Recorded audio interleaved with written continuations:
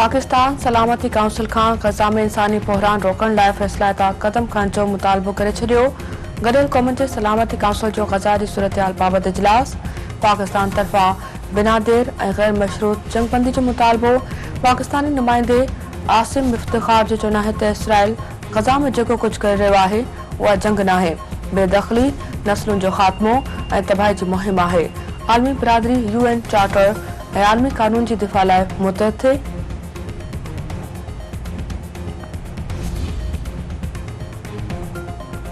Pakistan naval academy में 122 midshipman short course की passing out parade. हवाई फौज जो सरबराह air chief marshal Zaheer Ahmed Babar तकरीब में खास मेहमान तौर शरीक।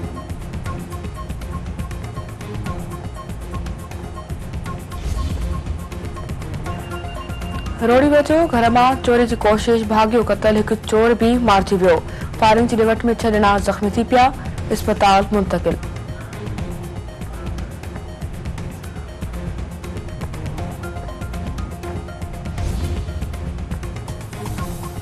ओबावड़े में 3 मुखबिन अरबाब मलिक, शोबान पवर ऐं मुबिन चार्टर जी बाजियाबी लाइ शटबंद हड़ताल। वारसन ऐं सियासी समाजी धुरियुनि तरफ़ां एहतजाज रैली, टायर साड़े धरणो।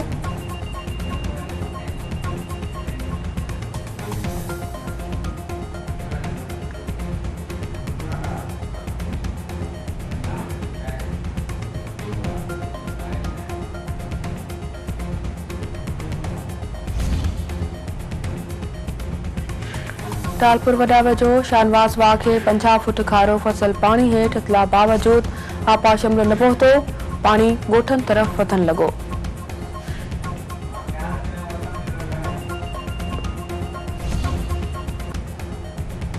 कराची के मुख़्तलिफ़ इलाइक़नि में सियारे जी मुंद जो पहिरियों वसकारो।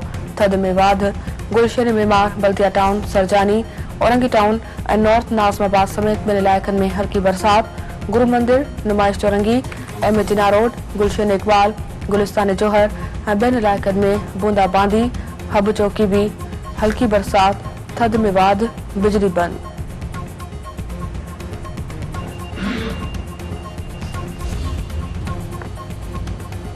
ऐं केपटाउन टेस्ट में ॾखण अफ्रीका बैटन पाकिस्तानी बॉलरनि खे धोए छॾियो।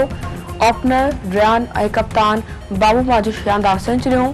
पोर्टीस जूं 4 विकेटनि जे नुक़सान ते 300 खां वधीक रन्सूं।